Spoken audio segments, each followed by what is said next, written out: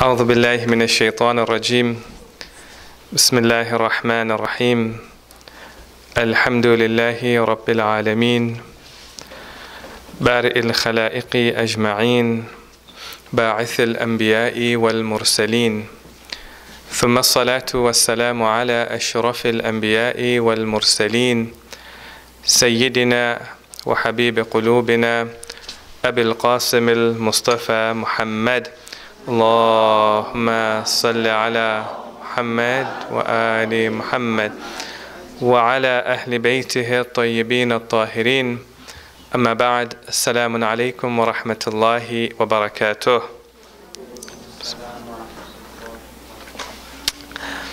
Well, I understand from your response that you are tired on this evening and it has been a long week for you.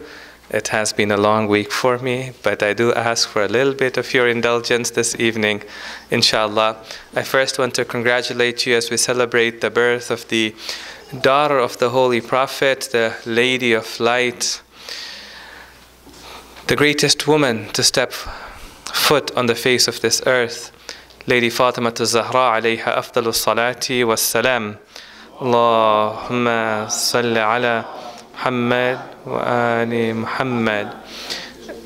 There is a verse in Surah An-Nur where Allah subhanahu wa ta'ala talks about certain houses, and they are very special houses.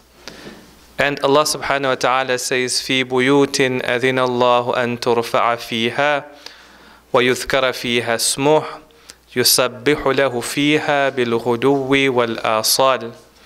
Houses which God has allowed to be raised and for His name to be mentioned in it, therein are people who glorify Him by morning and by evening. Okay? People who are always in the remembrance of God. People who are always active in serving God. Their household and their family is very special to Allah subhanahu wa ta'ala. In the hadith narrated by one of the famous commentators of the Quran by the name of Suyuti, Jalaluddin as-Suyuti, who's not a Shia commentator, he is from the Ahl Sunnah, he narrates that somebody asked the Prophet of Allah, which houses are these? And the Prophet said in the hadith, أي بيوت هذه يا رسول الله؟ قال بيوت الأنبياء. He said, these are the houses of the prophets of God. فَقَامَ إِلَيْهِ. Somebody stood up. According to Suyuti, the person who later became the first Khalif, stood up. فَقَالَ يَا رسول الله هَذَا الْبَيْتُ مِنْهَا. This house, pointing to a particular house, is it also one of those houses? And he was pointing to the house of Imam Ali and Lady Fatima. قال نعم من أفاضلها. Yes, not only one of those houses, but the best of those houses. Right? Now, this is the house from which we get inspiration. And they have become our role models. So now I want to look at the next verse that came after this verse. The next verse says, رجال لا تلهيهم تجارة ولا بيع عن ذكر الله. In it are people whom neither tijara, trade, sometimes our businesses can be very distracting, our employment can be very distracting, right? Sometimes even when we are in prayer, we are doing the accounting for our businesses. Or sometimes shopping can be very distracting as well. We're always thinking about the next thing that I want to buy, the next thing that is going to give me joy.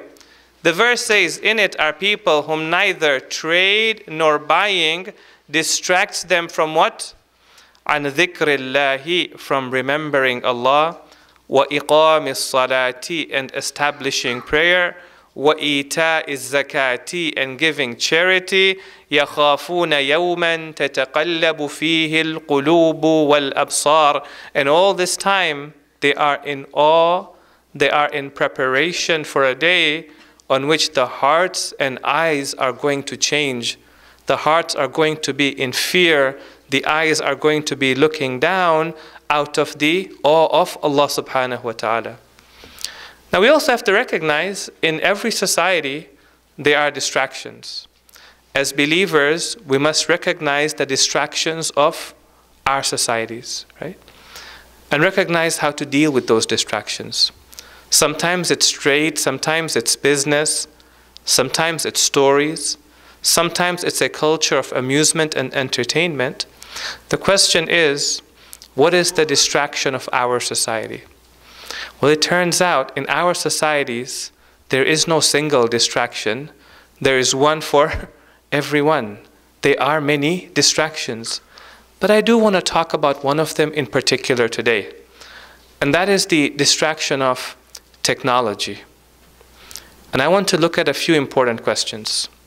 The first one, what's the difference between nature and technology? And how does that change our thinking? Question number two, what are some of the unintended consequences of technology? We create technology for a purpose. Inevitably, it changes our lives. It changes our communities in ways that the engineer had never anticipated. The company had never anticipated. Steve Jobs, in 2010, he unveiled the iPad. He unveiled it as one of the most important pieces of engineering out there. He talked about how great it would be for teaching, as a tool of teaching, as a tool of being connected to people, and how great it would be as a tool for society. 2 years later, in 2012, he was being interviewed by a reporter or a journalist, and the reporter asked him, so your kids must be adapting really well to the iPad. And do you know what he answered? He said, we don't allow for the iPad to be at home. He would not allow for his children to use the iPad, the one who is credited with engineering it, and the one who talked about what a great piece of technology it was. Because inevitably, technology has unintended consequences. What are the unintended consequences of technology? And the third is, what's a healthy way of using technology? All right? Now, we have to recognize and accept that we live in the world where we cannot live without technology. In fact, when you start taking away technology from people, they actually go through withdrawal symptoms, right? I was talking to some children, and they were smart enough to recognize that they were addicted to it. And they were telling me that when our parents take away the iPad from us or they take away the phone from us, I become aggressive and I become angry and I realize that I am addicted, right? So what's a healthy way then of using technology? Now, one thing we're trying to do in our sessions is to move it from a monologue where I speak and you listen to a dialogue. So we're going to work on this together, and I want you to indulge me in this conversation. So let's start with the first question. If somebody were to ask you, what's the difference between nature and technology, what would you say? Yes. Nature can be a means of technology. Like we can use, like a pen is a technology in and of itself. Right. It doesn't have to be a device. Okay. So we can use the wood of the trees that are Right. in nature to make it technology. Right. So nature provides the raw materials for us to be able to make technology. We don't create the raw materials out of thin air. We have to use something that's there to create technology. Thank you. Borna? Technology is something that's made. Technology is something that's made. So nature is not made? No, but like made by man. Okay, so technology is something that's made by man, and nature is something that's Already there. already there, just happens to be there. Okay. All right. Or I think what you're trying to point out is made by Allah subhanahu wa ta'ala, right? Okay. Good. Any other differences between nature and technology? Yes, Brother Qasim. Technology grows much faster than nature. Technology grows much faster, Evolves much faster. evolves much faster than nature, right? Nature takes sometimes millions of years to evolve from, let's say, one species to another species. Sometimes nature does change a lot faster.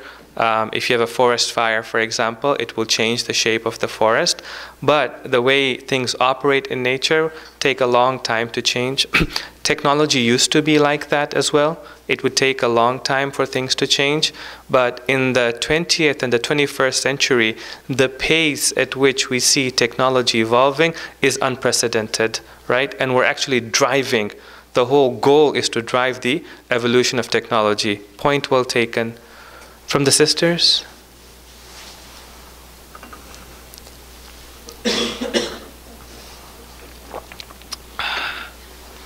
All right, perhaps in the second round we'll start with the sisters and then we'll come to the brothers, inshallah. So I think one of the thoughts out there very clearly is that technology is made by man and nature is made by Allah subhanahu wa ta'ala. So let's look at that from a very Quranic perspective. Firstly, God tells us in the Quran that we have made nature subservient to you. And the word for subservience used in the Quran is taskhir. Man is central to the creation of nature. He's not at the center of the universe, as the Catholic Church used to preach, but he is central to the purpose of the universe. If God created the sun and the moon and the earth, and he made the earth inhabitable for us, it is so that human beings would be able to live on this earth and fulfill a greater purpose. In some of the narrations, it is said, whether authentic or not, where it is said that God says that I have created everything for you, and I have created you for, help me out here, for myself. I've created you for me. And therefore Allah subhanahu wa ta'ala says in the Quran, Alam taraw, do you not see, Anna Allah, surely God is the one, sakhara lakum, who has made subservient, subjugated for your purpose, ma fi samawati wal ard, whatever is in the heavens and whatever is in the earth, wa asbagha alaykum ni'amahu zahiratan wa batina, and he has put forth his blessings for you, those which are apparent and those which are not apparent to you. Then Allah subhanahu wa ta'ala says in the Quran that just as we have made nature subservient to you for your purpose, we have also made technology subservient to you as well, and to fulfill the purpose that you have in life. And God points at a number of pieces of technology in the Quran. Now I know that whenever we think of technology, we're thinking of something that is very high tech, okay? But we should know that anything that has been engineered by human beings for another purpose is a piece of technology. So even a wheel, by definition, is a piece of technology. A ship is also a piece of technology. So Allah subhanahu wa ta'ala says in the Quran that we have made ships subservient to you, so that لِتَسْتَوْا عَلَى ظُهُورِهِ, you may stand or sit on a ship. And here a ship is not limited to just a ship.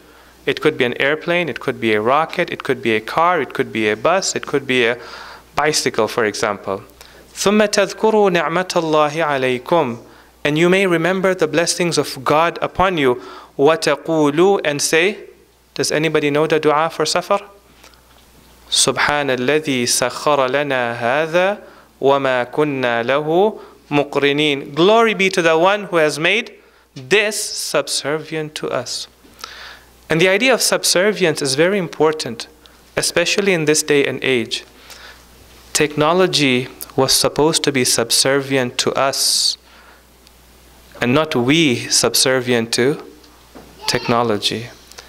And whenever we get addicted, the equation has been flipped. We have become addicted to our own creations. Okay? So it happens in Islamic theology. We don't see nature and technology very differently. Both of them are the creation of Allah subhanahu wa ta'ala. Both of them are the gift of Allah subhanahu wa ta'ala. Nature is the gift that God created directly for us, and technology is the gift that God has created through human beings. In fact, in history, our traditions talk about important pieces of technology being introduced in human society by Allah subhanahu wa ta'ala, introduced by prophets of God, right? And therefore, in one of the ahadith or one of the sayings, we're told, إِنَّ اللَّهَ خَالِقُ كُلِّ صَانِعٍ وَصَنْعَتَهُ. God is the one who has created every, let's use the word engineer. God is the one who has created every engineer and what he has engineered, right? And both of these, nature and technology, are the gift of Allah subhanahu wa ta'ala from a tawheedi perspective. So indulge me once more over here. How does it change when we see technology, just like nature, to be a gift of God? What responsibilities does it bring upon us?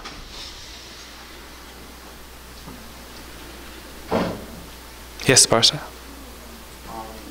One way to think about it is that, everything that's been provided to us by Allah, blessings from Allah, we in return have a responsibility to use those to go towards Allah and correct. towards what He's asked of us. Yes. And, something that He's provided us, suddenly those, like you said, those roles are reversed, such that we're actually subservient and not the other way around, then that's counterintuitive to the goal of that being provided to us by Allah. Correct, correct.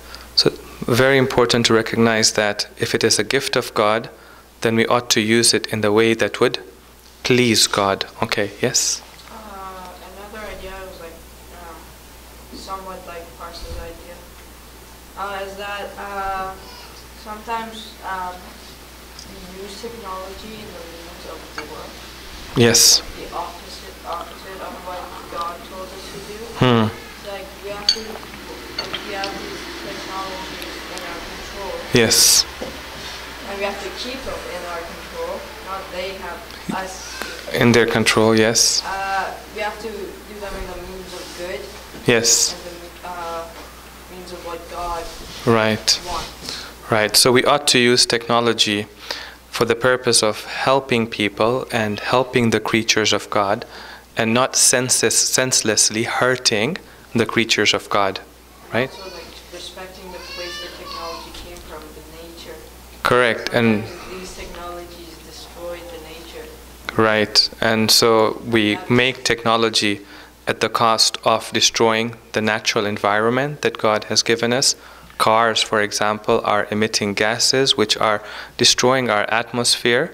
And also sometimes we create technology at the cost of exploiting people. So the factories, for example, which are in Asia and the Indian subcontinent, where people are working way below minimum wage under horrendous circumstances, that is the cost sometimes of developing technology, and that shouldn't be the case. Technology in some ways takes away your humanity, in some ways sometimes. Right, so sometimes, and we'll talk about that today, it puts a distance between you and people, and it takes away humanity from you because it allows you to dehumanize other people. Some very important points being raised over here. From the sisters, thinking of technology as a gift of God, how does that change how you view and use technology?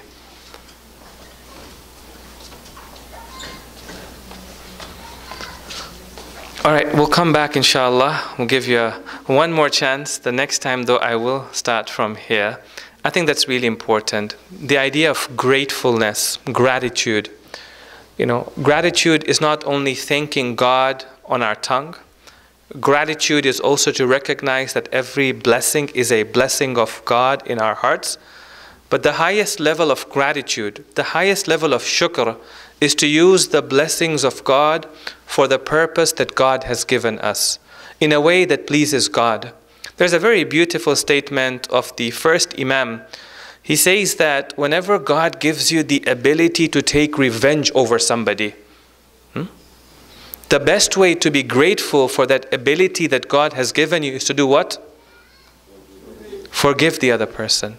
Because that is what God would like you to do. So using the gift of God, but in a way that would please God, using technology in a way that would please Allah subhanahu wa ta'ala.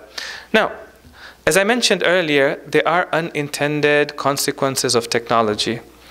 And technology today has become very pervasive in our lives. And I want to talk about a particular piece of technology. And that piece of technology, of course, is what I am using myself, a screen. Whether it's a tablet, whether it's a smartphone, whether it's a laptop. It has become very pervasive. It has a lot of benefits for us. We've been able to advance in our understanding. We've been able to communicate with people who are halfway around the world. So when Eid al-Nowruz comes, right at that time, even though somebody is 3,000 to 4,000 kilometers away, you'll be able to pick up the phone and say, Salam, نتونستم امسال بیام ولیکن عیدتان مبارک باشی, right? Like, I couldn't come this year, but you know, your Eid be Mubarak to you. Technology allows you to do that. Today we would not have been able to gather over here if we didn't have cars that brought us over here. But slowly this technology is starting to consume us, right? For parents, it has become an easy way for babysitting children. The cheapest way to babysit children, right? You don't have to deal with them. A lot of parents will use that and say, you know what, right now I really don't have time. I need to do many other things. Here, take the screen and I'll see you 2 hours later, right? Even for us, for example, it's become a way for us to unwind. And there's nothing wrong with that. We can use it to unwind, but sometimes it does get out of hand. Many of the studies today show that children under the age of 2 have started to use technology. 90% of them are using the screen and very adept at using the screen. In fact, I think there's a video out there where there's this young girl and she's being given a magazine, okay? Now most of us, we know how to use a magazine. When you want to go to the next page, you pick up the page, you flip it over, right? She was looking at the page and she wanted to see the next information. So instead of flipping it, what was she doing? Swipe. And it wouldn't, right? But that's how much it has become pervasive within our lives, okay? My question to you is technology, by that I mean the screen, overall a productive and positive part of our lives? Or is it a destructive and negative part of our lives? And I want to break this question down into 3 parts. First, our social lives. Does technology help us to connect with people, or is it isolating us from people? Number 2, our cognitive development, our learning. Does technology help us to learn and become smarter, or is technology making us dumber and dumber? Number 3, our spiritual growth. Does technology help us in enhancing our spiritual programs, or is it making spirituality out of reach for us? So let's start with the first question. Technology, the internet, the screen, is it helping us to connect with people, or is it actually making us socially awkward and isolating us from people? Now, I'd like to start by hearing from the sisters. And you don't have to take the argument any one particular way. If you feel strongly that technology is something that helps us to connect with people, make your argument. Yes? Yes or no to this answer. It depends on how you use it. In one sense, you could say it makes you more socially, as you said, you can pick up the phone, call someone across the world, and you can FaceTime, see their face. Yes. It makes you more closer to that person. But in the other sense, you can pick up the phone and text someone and not hear their voice. Not have a proper conversation. Correct. Use, short words for expressing your feelings, or yes, putting a smiley, even though that's not your true emotion. Correct. So it can go both ways depending on how you use it. Correct. So I think very right. It depends on how you choose to use it, and are you aware of what its limitations are? What are some conversations that you can have over the phone, and what are some conversations which are not good conversations to have over text messaging, for example, right? That you need to actually be there in person to talk to the other person. Okay, so it depends how you use it.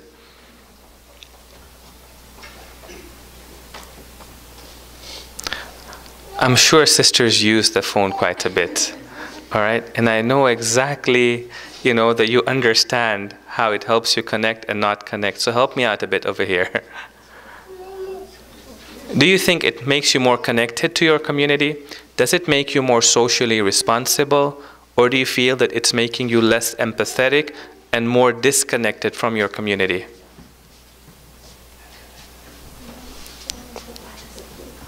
Mr. Bachoo, for the Yes.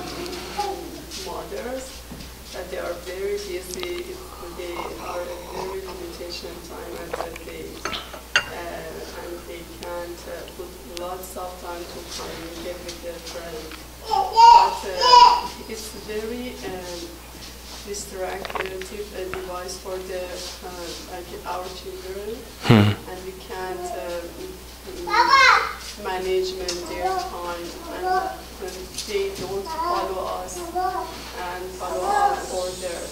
And it's a big problem for us how we can do the best way to manage their communication with the with all the programs or that they want to see or films or movies. Correct. Correct. It's a big problem. Right. Right. So very rightfully you're pointing out that, you know, mothers are quite busy, and on one hand they don't have time to watch or maybe talk, but on the other hand it's a great tool for them to get their work done, and let the children watch movies or use the tablet. But then one of the unintended consequences of that is that sometimes the amount of screen time that children are having is much more than they ought to have. And secondly, it becomes a very difficult conversation as to what content and what games are appropriate and what content and what games are not appropriate. So one of the most interesting I found discussions out there is for parents with respect to their children. Do you put internet filters on your computer, or do you put internet monitors on your computer? Okay, now I don't have the time to really go into that discussion today. Maybe towards the end we'll do that. But it's a world of difference whether you choose to filter or you choose to monitor and have conversations with your children about what your values are when it comes to using particular content. Perhaps we can come to that. Yes? I think this virtual conversation prevents us from learning the actual conversation skills. So maybe it's not a very good way to communicate. So maybe it's not a very good way of communicating with people, especially I think when it comes to particular conversations that you want to have with them, conversations which are very sensitive, where healing is involved or a conflict is involved, things could be misunderstood very, very quickly. Okay, brothers, Parsa?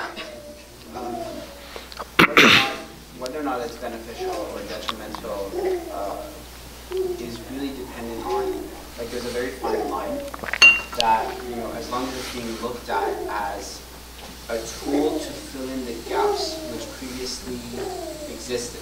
For instance, you know, if there isn't, you know, easy instant messaging or texting or whatever, time that, you know, when we wanted to interact, it would be limited to phone calls or meeting in person. And so the gap there was that if you wanted to check something with someone briefly and they're in a position where they're able to pick up the phone and talk to you, then you use that to fill in that void. Correct. As long as technology is being used to fill in pre-existing voids, then that can be enhancing. Correct. But if it exceeds the area in which it's, you know, entering exceeds that void and encompasses and replaces something that was pre-existing, if it replaces those face-to-face interactions, correct, then it's overstepping its boundary and it's overstepping the purpose. Correct. Because people used to, you know, meet face-to-face for thousands of years. Yes. That was never an issue. Yes. So we're making something to address one problem. Correct. We're also replacing something that we had no problem with. Correct. And that's causing these issues. So Correct. we maintain where that line is and make sure we're not crossing that, Yes. then it can be very intense. Okay. So I think that's a really important point that I think is at the heart of the discussion that we're having today, and that is that we need to be aware of how we're using technology and the impact that it is having upon our lives, right?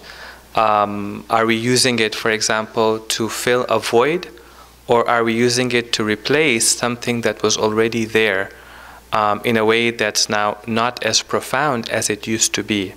And I think that the question we're asking this evening is, do we even think about technology? Do we even take a second thought and say, you know, is this productive the way I'm using it? Or is it not productive? Is that even a question that bothers us or not? Now, coming to, you know, a question that has come up quite a bit over here, I also want to point out that one thing we ought to keep in mind is our circle of influence. That there are certain things that we can change, and there are certain things that sometimes we cannot change, and we just have to accept the reality that's there. One of the counselors was pointing out to us recently that he's got 2 sons, and one of them loves to talk. So anytime there's a conflict, and they're quite grown up, they will talk. The other son does not like to talk. Instead, he prefers, what do youngsters prefer today? Texting. He wants to be texted. So if you talk to him and say, you know, what's happening? He would say, not much, right? But if you texted him, he would respond to you. And he realized that, you know what, to some extent, I'm going to have to now engage this person through texting this person. So the other thing we also want to keep in mind is, what are our limitations when it comes to influencing change? Brother Kazim? I was going to say technology itself is helping us to connect and Yes. be productive, but the availability of it is becoming, for us, becoming less and less sensitive. For example, before we used to memorize phone numbers. Yes. And now because we always have it in our pockets, we don't need to do the memorization part. Correct. So same for, you know, texting or becoming like Yes. going to a conversation with someone, because we know that we always have the access or the number to call someone. Correct. That itself becomes less and less sensitive for us to, you know, do the actual action. Correct. This is, I think, true to almost everything. Correct. So let me just segue into a point that was raised by Brother Kazim over here that I think is a really important point. And it's not just about for us memorizing phone numbers, but actually about how we develop our brain, right? So as children are growing up, they're developing their brains, okay? One of the things that psychologists have found out is that the brain is not like a rock. The brain has something called plasticity, right? What does that mean? That means that the more you use a part of the brain, the more that area develops. And the less you use that part of the brain, the less that area develops. For example, if you use your memory a lot, then those neural circuits are strengthened and your memory does become stronger. If you don't use your memory a lot and you rely on other tools, over time, even as an adult, not just children, but even as an adult, your memory will become weaker. Of course, as children are growing, that's the most sensitive time, okay? As they are growing, it's important for every part of their brain to be developing. For example, their ability to control impulses should be developing. Their ability, as they, for example, go into age 13, 14 and above, the higher brain functions should be developing as well. Their social abilities, and there's a part of the brain that's responsible for social abilities, is also developing as well. Okay. What they have found is that when children start to use a lot of screen time, they get engaged in games and in watching movies quite a bit. One of the problems that's developing is that, well, it's taking away time from social development, from cognitive development, from impulse control, from, for example, memory development, right? And so they were pointing out to us that nowadays we're seeing children who are entering elementary school, or sometimes from elementary school into high school, who are, for example, unable to pay attention in class. They've got an attention deficit disorder. And a lot of it they find is stemming from an unhealthy, disproportionate use of technology. They're socially awkward. They don't know how to communicate with each other, how to resolve conflicts, how to empathize with the other person. Because when you're using the screen, it doesn't ask you to make any compromises, right? If you don't like a YouTube clip, what do? Pick the next one. And if you don't like that one, you pick the next one, right? In real life, though, even if you find my conversation right now extremely boring, you still have to sit there, empathize with me, compromise on your time, and listen. And you are developing an important skill, the skill that's required for us to be able to interact with other human beings in life, the ability to be patient and the ability to empathize. Well, the more we use this, we are losing our ability to empathize and compromise and socialize with others, right? So on one hand, yes, technology does connect us to people with whom we would never have been able to connect before. On the other hand, if we are not aware of how we're using this, it does start to become very isolative for us as well. Let's come to the second topic for tonight's discussion. So right now you'll notice that in the schools, there's a big push to having technology in the schools and using smart boards and iPads and computers for enhancing the learning process.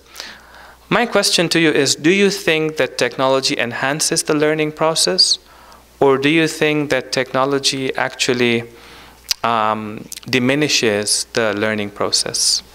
It's very interesting. A lot of the, okay, let me not say this. Let's hear and then I'll share it with you. Go ahead, Borna. So, generally I could say that it is enhancing the learning experience because I think this is something that even adults use. It's like there's many ways to interact and like stay connected with your group mates or people you're working on a project with, and that can be like particularly helpful in like writing stuff down or even virtually being together even though you're not in the same place. And that's like helping out in a lot of different situations and working for projects and stuff.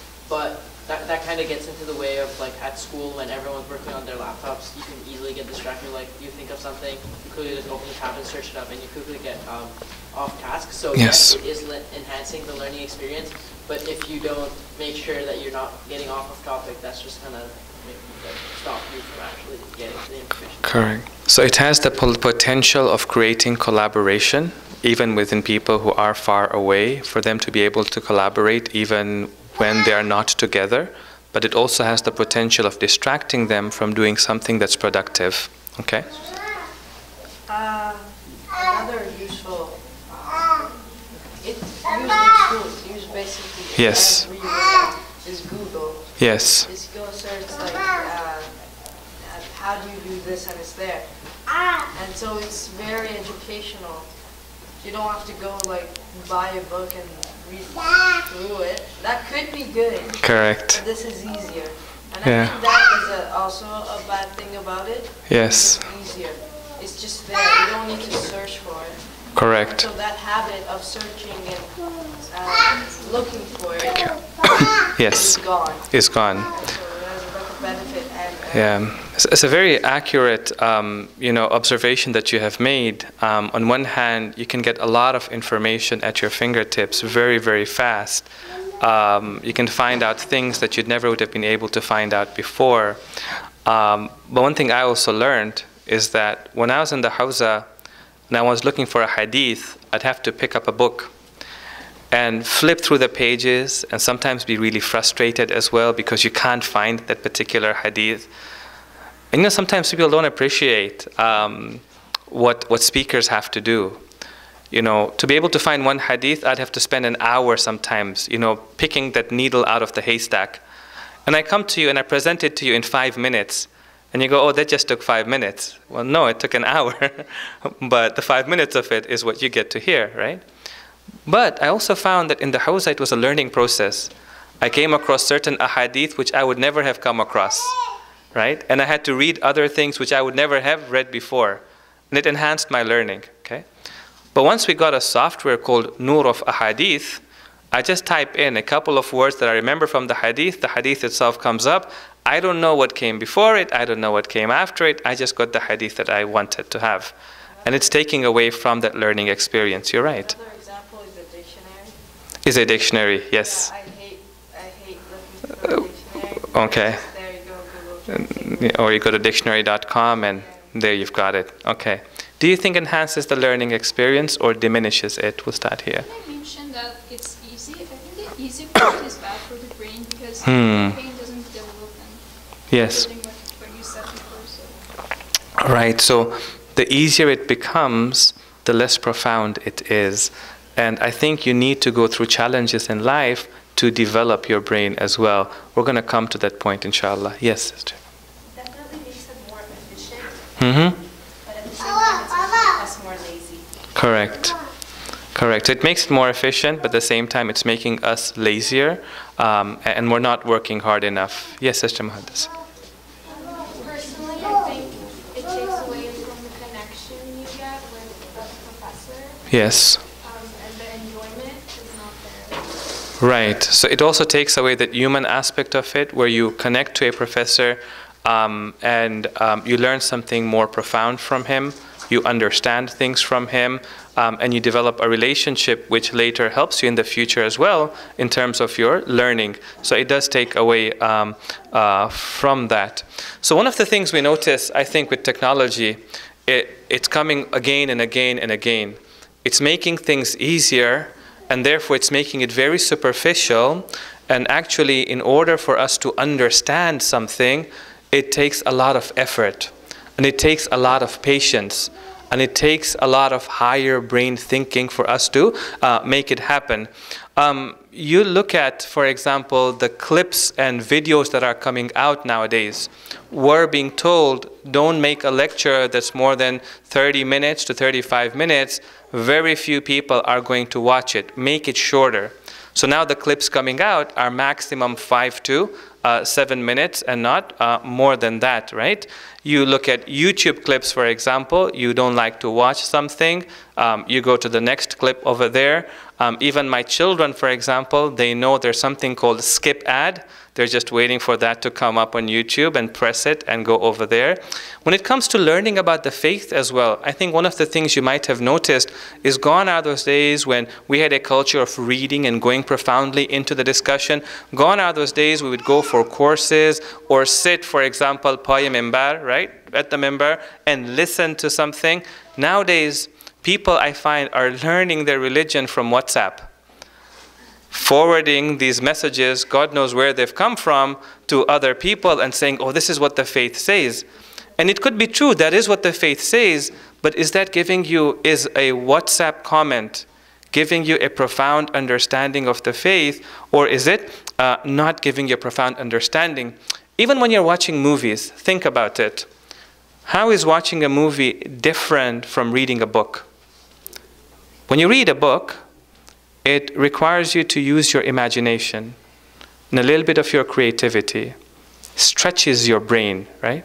You have to put the color, the image. You have to imagine what that person looked like, what that area looked like, what the street looked like. It opens up your imagination. It's very important for children, especially when they are beginning that part of life where they need to have a very vivid imagination. That's a good thing to have. But once you watch Netflix for 4 hours straight, or 2 hours straight, or whatever it is, a movie doesn't leave anything to the imagination, right? I think the term used over there is couch potato, right? A young man told me today, I said, you know, what are you doing this spring break today? We were discussing. And he says, nothing much. So I understand what that means nowadays. That means I'm watching a whole lot of TV. So I say, does that mean that you're watching a whole lot of TV? In very polite language, I say to you, he said, yes, on the couch, there is an imprint of my body. All right? I mean, that's how it has become, right? But when we have become so superficial sometimes in the way we think and acquire information, and we have not developed the patience and the concentration that's required to learn something profound, right? Then how are we going to understand? And how are we going to learn the faith? And how are we going to appreciate it? Let me share with you a story about Prophet Musa. So Prophet Musa is not just a prophet. He is a Rasul. He is not just a Rasul, he is one of the Ulul Azmi min al-Rusul, one of the 5 of the highest prophets, a law-bearing prophet. No, his title in the Quran is Kalimullah, the one whom God spoke to, and the one who spoke to Allah subhanahu wa ta'ala. One of the greatest prophets out there. Christians, Muslims, Jewish people all revere him. They look up to him. Okay. Prophet Musa one day asks God, is there somebody who's more knowledgeable than me? And God says, yes, there is somebody who knows certain things that you don't know. Right? So he says, God, I want to meet that person. And I want to learn from him. This is one story of the Quran that teaches us what does it take to learn and what does it take to understand. So he is one of the greatest prophets of God. This person from whom he's supposed to learn may not even be a prophet of God. Right? Difference of opinion on him. It's very interesting. God doesn't say, wait, Musa, I will send him to you. No, Musa, go and find him. Now, back in the old days, they didn't have GPSs, and God didn't give him the address of Khidr and say, plug it into your GPS and you'll find him. God said, go. And the moment you see a sign, that's where you're going to meet that person. Musa has no idea. Am I seeing this sign in 5 days or 3 days or 10 days? I'm just traveling. Through hunger and thirst and tiredness. In the Quran it mentions they reached a point, Musa is telling his companion who was traveling with him, it's been a long day, I am tired, bring the fish that we caught because we need to eat right now. And he says, oh, that fish made its way miraculously into the water and I forgot to tell you about it. Musa says to him, that's the sign that we were looking for. So now they have to backtrack. And when they backtrack to that point, who do they find? Khidr alayhi salam. And Khidr says to him, you don't have the patience to learn from me. Right? Observe, listen, but don't make haste. It will take time to learn. By the end of the story, Prophet Musa cannot control himself because Khidr alayhi salam is doing certain things which normally people would not do, right? And Musa says, well, why do you do it this way? And then finally Khidr explains it to him. But the moral of the story over there is that knowledge does not come in ease. Knowledge requires struggle, requires patience and difficulty. Okay, the last question for today. Do you think that technology enhances our spiritual growth and our programs?